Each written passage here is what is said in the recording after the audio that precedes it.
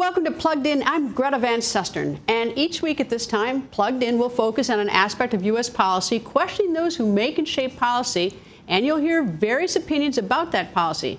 And by being plugged in, you will have the opportunity to speak up and get involved, because we are live on Facebook at Voice of America and want your comments and questions. Thursday is International Women's Day. That's March 8th. And joining me to put perspective on progress and challenges and maybe even setbacks for women is Susan Brooks. She's a congresswoman from Indiana. She is chairperson of the House of Representatives Ethics Committee and serves on the House Energy and Commerce Committee working on mental health, substance abuse, and biodefense issues. Congresswoman Brooks also is co-chair of the Congressional Caucus for Women's Issues. Thank you for joining us. Thanks, Greta. Great to be here. Okay, so you've been in Congress since 2013. I have. I'm in my third term, and it's been quite a wild ride. All right. When you were a little girl in grade school and high school, did you ever think you'd be a member of Congress? I really never thought about it. I didn't come from a political family. I'm a lawyer. I didn't come from a family of lawyers. I came from a family of educators. So I wasn't from a political family, really had not thought about it until I was called into public service as a deputy mayor in the late 90s, but I really never aspired to be a member of Congress. All right, what about being a lawyer? Did you ever think you'd be a lawyer? I did. I thought in high school, I really thought that would be something that I would want to do. I really enjoyed social studies and government classes. We didn't have a debate team in my high school growing up in Fort Wayne, Indiana, but I did think my mother said I was very good at arguing points and making, standing up for people. And so that gave me the idea. All right. Did you run for deputy mayor or were you appointed? No, I was appointed by Mayor Goldsmith in Indianapolis in the late 90s. Just happenstance or were you? Well, no, I'd been a criminal defense lawyer in the city of Indianapolis for 13 years. But I was also very active in nonprofits in the community. And the city had a very high crime problem, high homicide rate, and he wanted to bring someone into City Hall to focus on crime in the city of Indianapolis. And I had that background and expertise, knew the criminal justice system extremely well. And he had been a prosecutor. I had cases against his office before he went to the mayor's office. And he asked me, really surprised me, but asked me to join him in City Hall. And I loved that work. First woman doing that? No, he had other deputy mayors who had been females, but I was the first woman to be focused on criminal justice system and crime in the city. All right, so then you went on, after that, what did you do? I was a United States attorney during the Bush administration. I came into office 1 month after 9/11. And so we had to focus and refocus the Justice Department and U.S. attorneys' offices on what our role was in preventing terrorism, in identifying terrorism, and prosecuting terrorism. So while I had been very knowledgeable about drug trafficking organizations and violent crime and those types of things, which a lot of U.S. attorneys were accustomed to prosecuting, we had to shift to terrorism. So I did that for 6 years. And then you went back to practice for a short period of time? Actually, I then became our community college in the state of Indiana's general counsel. I shifted to higher ed because I realized... So you did get back to education, your family business. I did. I realized that really education is the key to solving so many of our country's problems and, quite frankly, the world's problems. And I loved that higher education and community colleges were bringing adults, were bringing young people who maybe couldn't afford to go to the four-year colleges or had found their path to community college, that was where we could solve so many problems. Why did you run for Congress? I mean, what was there, if sort of the headline, what drove you to do that? I was actually approached by some young people in the Republican Party, and I stepped into a very challenging 7-way primary in the Republican Party in my district. I represent northern Indianapolis and 8 counties to the north. Stepped in initially to run against an incumbent. He ended up retiring, but I won that primary by a hot 1%. It was a 7, so I won by 1,010 votes. And we like to say we knew all 1,010 of those voters. We worked that hard. When you got to Congress, you're now the chair of the Women's Caucus. What is that? The Women's Caucus, I'm really proud of that. It's been around since 1977. It's a bipartisan group. Who started it? Do you remember? I don't know exactly who started it. Maybe Connie Morellis was one of the founders. We actually just had a dinner where she came. I believe she was one of the founders. But so Republican women, Democrat women lead for a term. We have vice chairs as well. We try and find those issues. All issues are women's issues, but what issues can we find agreement across the aisle and focus on? Things like women's health issues, things like childcare, things that we know disproportionately affect women. We have focused also on sex trafficking. We have focused, Lois and I just led the effort to focus on the sexual abuse and abuse that have been perpetrated against our Olympic athletes. We just led the bill, Protecting Athlete, the U.S. Olympic Athlete Bill, because the Indianapolis Star did an amazing job uncovering that abuse at USA Gymnastics and the doctor who had perpetrated all that abuse on our U.S. Olympians. So Senator Feinstein, Senator Collins led it in the Senate. Lois Frankel, who's my co-chair, and I led it in the House. All right. So it's bipartisan. These issues affect all women. One of the sort of interesting historic points in in women's history was in 1995 when then First Lady Hillary Clinton, who later became our Secretary of State, spoke at the Beijing conference, and she talked about women's rights and human rights. Here's what she said. It is a violation of human rights when a leading cause of death worldwide among women ages 14 to 44 is the violence they are subjected to in their own homes by their own relatives.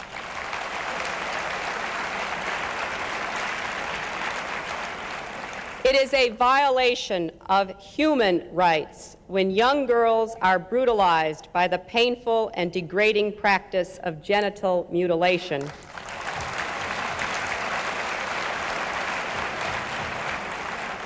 It is a violation of human rights when women are denied the right to plan their own families, and that includes being forced to have abortions or being sterilized against their will.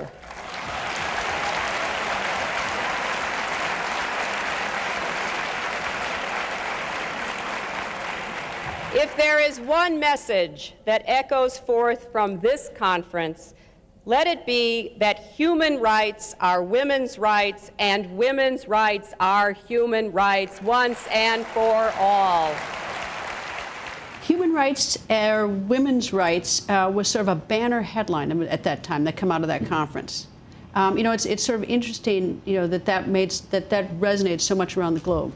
I think Secretary Clinton was absolutely correct at that time and now, and I believe that the women in Congress come around the issues that she raised, whether it is violence against women and girls by their own family members. Domestic violence is something that women in Congress have worked on for a long time and continue to work on. Congresswoman Frankel just asked me whether or not we might have some meetings and hearings around female genital mutilation, an issue that in this country is not something that we certainly focus on, although it happens in our country from families that come from other countries. But it is something that we ought to put attention on around the world. There are so many things that she did say that we do continue to focus on. I've been part of a bipartisan group of women that travel to Afghanistan every year for Mother's Day. It's led by Representative Susan Davis of California and Martha Roby of Alabama. We go over to Afghanistan to really visit with the female troops who are serving in Afghanistan to thank them for Mother's Day. But what has happened with that meeting is they're meeting with a lot more women from Afghanistan. And we now have a very strong group of Afghan women, leaders in Afghanistan, who come to this country. And they have shared with us, and when I went there for the first time in May of last year, all of them in the room had suffered some form of beating, some form of abuse, some form of, beyond discrimination, actual physical beatings by either family members or people in their family. And in this day and age, that is unbelievable to us in America that this still happens. But they thanked us because we obviously, by pushing back the Taliban, by going into Afghanistan after 9/11, we now have women and girls who are going to school. There was a whole generation that weren't allowed outside of their own homes, weren't allowed to go to school. This is what we have accomplished for women and girls. And we have to remember, these women and girls are going to be the mothers of the children of the world in the future. This is one of the best ways we can prevent terrorism in the future, prevent the Taliban from taking back over in Afghanistan.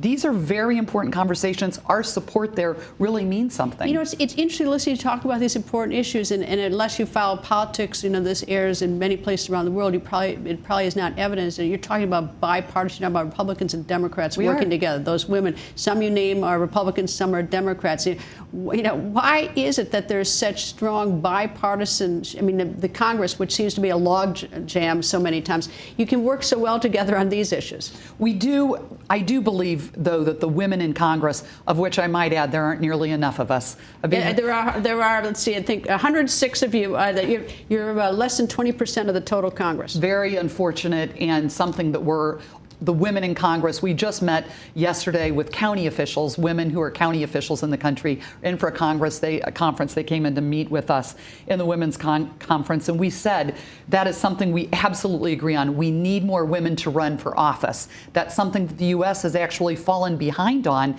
relative to other countries. Other countries have more women in their parliaments or in their Congresses than we do in the United States, and so we do want more women to run at all levels of government. All right, let me give a shout out for your home state of Indiana. One of the biggest things I think that happened to women in the last several decades was Title IX, and one of the sponsors of it in the Senate was Senator Birchby. Right. A man was he was the sponsor of it, and it changed so much for girls and women that it's a level playing field. They get funding for sports. It is incredible. My daughter was a college athlete, played D1 soccer. I know how incredibly hard those young women work when they are athletes representing their schools, and student athletes have an incredibly high graduation rate. And I'm pre-Title IX. I'm just doing it before Title IX. There was absolutely nothing for girls and women to do when I was in high school. The boys would go off and play sports, and the girls would pile into one car and drive up and down the street 50,000 times and do absolutely nothing.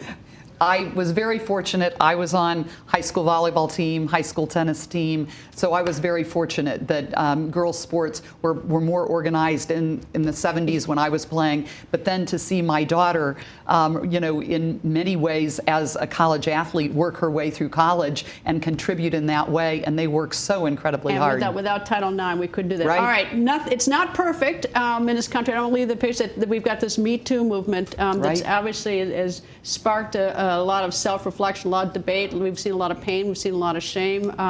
Just your thoughts on that. I think it's been a very important movement. Interestingly, that once the entertainment industry, I think, stepped up and acknowledged it, was very prevalent in the entertainment industry. It has, I think, created a voice of women and girls around the country. Congress certainly, and as the chair of the House Ethics Committee, as you know, we are certainly dealing with that in Congress as well. But I'm really proud to be a part, again, of a bipartisan effort led by women and men in Congress to improve the processes in the House so that people can come forward and complain about sexual harassment. The sad part, though, is that you're a little late. I mean, not you, but I mean, Congress is late. Congress should have been leading, and Congress is sort of at the tail end of this. It took many others. I think corporate America was far ahead of us. The private sector was ahead of us, and it is very unfortunate, but I'm really pleased we got a really important bill passed across the House floor. It needs to be taken up in the Senate. They haven't taken it up yet, and it's creating an Office of Employee Advocacy for people to come forward and to get that advice. Mandatory referrals to the House Ethics Committee. A lot of things were happening that the House Ethics Committee wasn't even aware of. Settlements and so forth. Yeah, it's pretty disgraceful. It's our ugly little secret that's been going on. But now, hopefully, we're at the end of this nightmare. Congressman, thank you very much. I hope you come back. Thanks, Greta. Really appreciate it.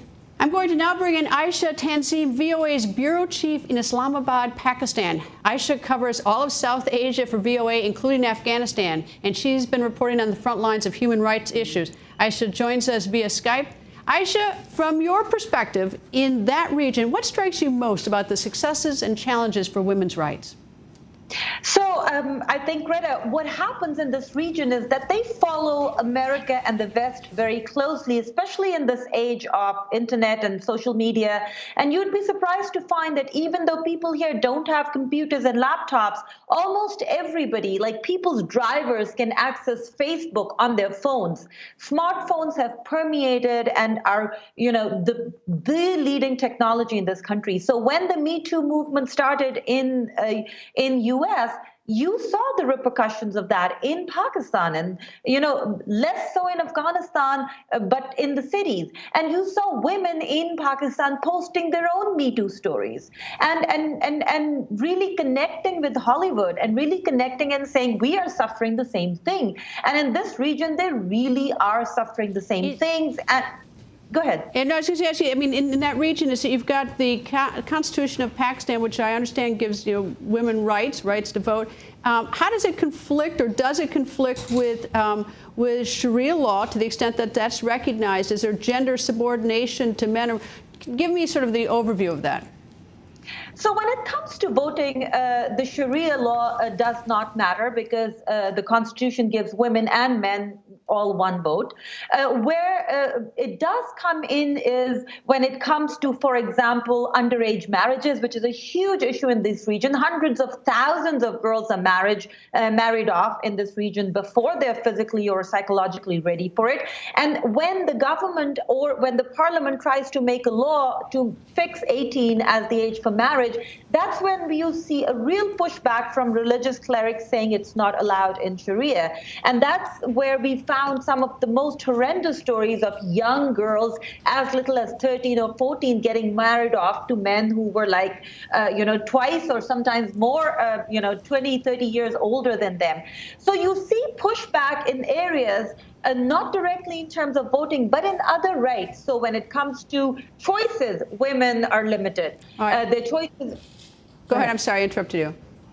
No, I was saying when it comes to choices of, education, when they're going to get married off, who they're going to get married off to, family planning, whether they're going to work or not after marriage, all of those things, religion and culture, which has a lot of religious influence, plays a huge role. All right, we haven't had a woman president here in the United States, but what's interesting about Pakistan is that Benazir Bhutto was twice prime minister in Pakistan, and of course she was murdered in 2007. But it's always struck me is that that she was selected.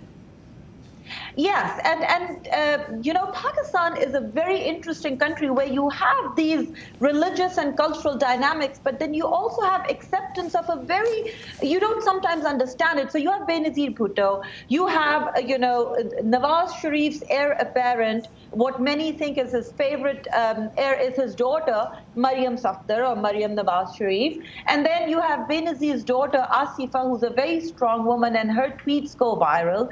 And then you have these very interesting cases of women like Kandil Baloch, a social media celebrity who went against everything you think about women in Pakistan. She broke all the social taboos. She uploaded the most, by local standards, outrageous videos of sensual, sometimes revealing videos, saying things like, well, if Pakistan wins the cricket match, I will do a striptease for the whole country. Eventually, she falls victim to honor killing, but a religious cleric is about to be indicted in that. And the whole country was in an uproar about why she was killed. And her videos used to get millions of hits. So on one hand, you have this very conservative country with religion playing a huge role. And on the other hand, you have these women who kind of break all the barriers and taboos, and society somehow accepts them. So it's a very interesting dichotomy in this country, which is hard sometimes to understand. It's very hard, I think, at least in the United States, for us to understand honor killings. Is it still prevalent there? It is still, there's a lot of pushback against honor killing. It still happens, but less so. Last year, we saw a very good law pass in Pakistan, because until now, honor killing, which was usually done by one of the family members, in Pakistan, if next of kin forgives the killer, the killer goes free. So in honor killing, the brother would kill the sister and the father would forgive, or the uncle would kill and, the brother would forgive. And so after a lot of pushback from women's rights activists, a law was passed that said, you could not forgive somebody in an honor killing case. But yes, that is still a problem in this region, Greta. Aisha, thank you very much for joining us. Thank you for having me. Joining us now in the studio is Kamisa Kamara, Africa Director for Partners Global. She's responsible for business development in the region. Nice to see you. Nice to meet you. And happy soon-to-be International Women's Day. Tell me, I want to focus on the region of Africa. Is there a way to sort of generalize how women's rights are doing fair? And I realize Africa's a huge continent, but where are the standouts in terms of favorable women's rights versus unfavorable? So there are 54 countries on the African continent, so it's really hard to generalize and say, well, this is how women empowerment is going on the continent. But you have wonderful cases, case studies of post-conflict situations where women were able to really stand out. I suppose Liberia being one, President Johnson replacing President Taylor. Exactly. So in Liberia, the women of Liberia, civil society actually stood out and said, we want Charles Taylor out. They took ownership of the peace process, and they were the ones who went in the countryside to register women to vote, and they elected the first woman president of the continent. It's not all rosy, though. I mean, there's some nations where it's very tough for women. You've got situations where Boko Haram is terrorizing women. Definitely, definitely. In those situations, you have women who are marginalized in different regions of their own countries, and yes, are victims to terrorist groups. So that does happen on the continent. We were talking with the Congresswoman about how Title IX sports has helped women, but then she also mentioned the thing we all discussed about education. Right. And so, I mean, education empowers girls and women. Some places you can't get education.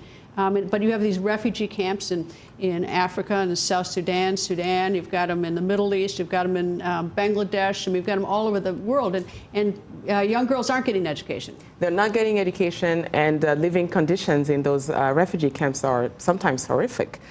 So those actually do not help them in the long run to get an education, empower them, making sure that they know who they are, that they are strong in their own identity, and that they can face a man-dominated world.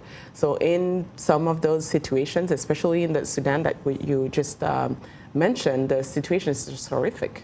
It's also, situations like where rape is used as a weapon. I was recently in Bangladesh, and I heard horrible stories from the refugees, the Rohingya refugees left, how rape is used as a weapon against women.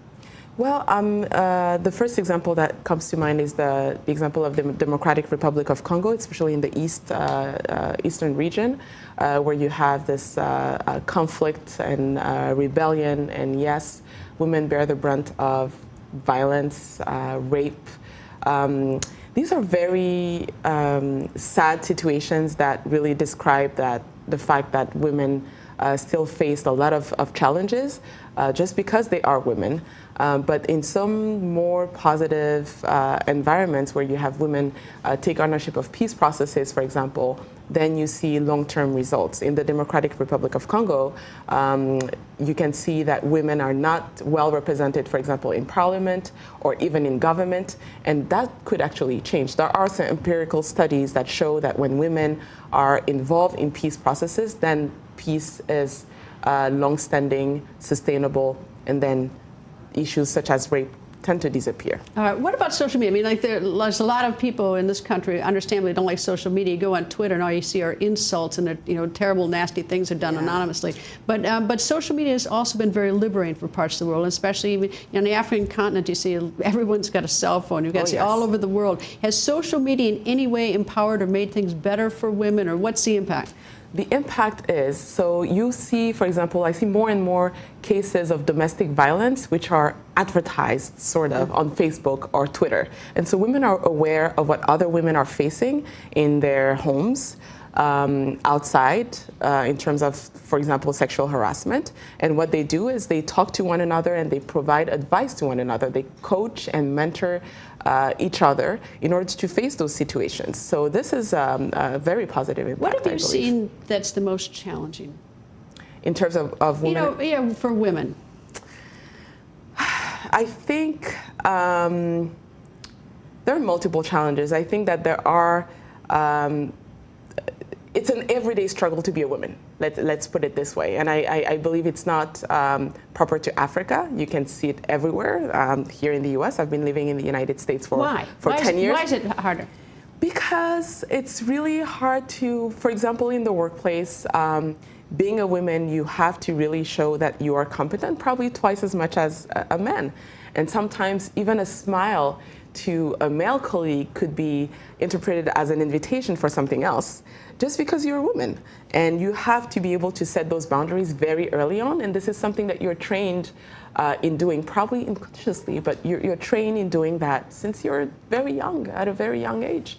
So yeah, being a woman is a struggle, and we probably have internalized it to the point where we don't even realize that we are, trying to avoid those obstacles every day. Well, some of the things are obvious, like using rape as a weapon is obvious. Yes. Some of the things that are not so obvious is when you have to work twice as hard. Yes. I mean, that's probably and I think that's harder to identify. It is harder to identify, and I'm thinking of many examples where I have female friends come to me and say, how do I negotiate for better pay? I don't want to do this. I don't want them to see me as aggressive. When I know that male colleagues would actually go for those higher pays, they will be aggressive about it. But we tend to not be as aggressive. Exactly. Anyway. Thank you very much for joining us. Thank you. Thank you. Before we go, earlier in the show, we mentioned the Me Too movement here in the United States. It has peeled back the curtain on some unthinkable things done to some women by some men here in the United States and kept hidden by those women out of pain or shame or even out of both. From sexual harassment to sexual assault, it's all disgraceful. Women must be treated fairly. That's a human right. But I think it's also important to remind us all, especially today, this disgraceful behavior is some men, certainly not all men. Many men have worked very hard to help women. Earlier I mentioned it was Senator Birch Bayh of Indiana who in 1972 in the U.S. Senate spearheaded Title IX, that American law which for the first time gave girls and women equal opportunity in federally funded educational programs, including high school and college sports. The impact of this law is breathtaking. It changed everything for girls and women, providing for the first time the opportunities that beforehand had been limited only to boys and men. Or how about the right to vote for women? Coming up on that, 100 years ago, women could not even vote in the United States. Only the men had the right to vote. But it was those men in 1920 who voted to give American women the right to vote, empowering women. Women couldn't even vote on that. And that gave women an equal opportunity to have a voice in our government. Now, that's not to say everything is perfect for women here in the United States. It is not. It is a work in progress, and it is painfully slow. But I don't think it right to celebrate this Women's Day without giving men a shout out. Many of them have been partners with us, fighting alongside us to get equality on so many levels. I know it, and I thank them for that, those who have been helping us. And happy International Women's Day. Thank you, and I'll see you all next week. Make sure you stay plugged in every Wednesday, 10:30 Eastern. Join us and check us out on Facebook at VOA, Voice of America. And you can also go to my Facebook page, facebook.com/Greta, and follow me on Twitter at Greta. Thanks for being plugged in.